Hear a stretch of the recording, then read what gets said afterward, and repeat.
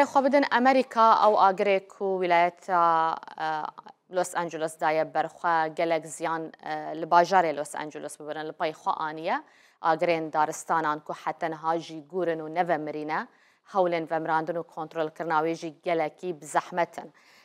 Ev şewatên ku li Los Angeles derketiye gelek ziyan jî li pey xwe aniye. Ca çi ziyanên canî bin yan jî ziyanên darayî û ziyanên jîngehî jî.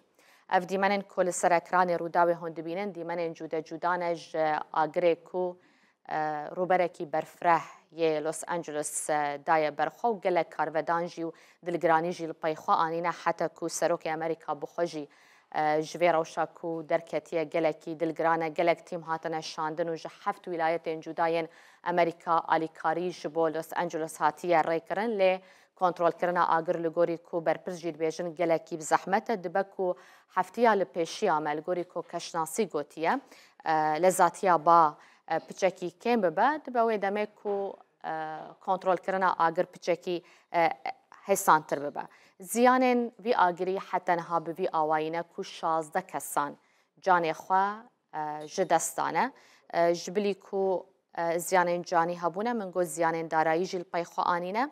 Zêdetir ji 10,000 avahî ziyan dîtine ji ber vî agirî û her ku diçe bi rastî jî ziyan zêdetir dibin. Ev ji bilî ziyanên jîngehê ku dibe bi salan jî dirêj bike ji ber ku rûberekî gelekî berfireh ji daristanan şewitiye ev dûman û dûkela ku derdikeve dibe sedema pîsbûna jîngehê agirê ku heye dibe sedema bilindbûna pileyên germayê.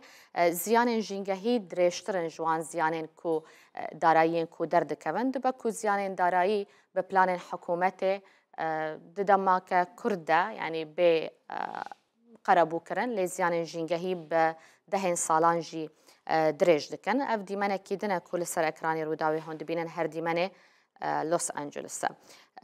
Destpêka agir di heftê mehê de bû, roja heftê vê mehê dema ku agir dest pê kir. Di derbarê sedema derketina agir de li gorî ku berpirsên Amerîka dibêjin lêkolînên wan berdewam in û her kesê ku berpirs be di ber derketina vî agirî de ew ê rastî sizaya xwe were.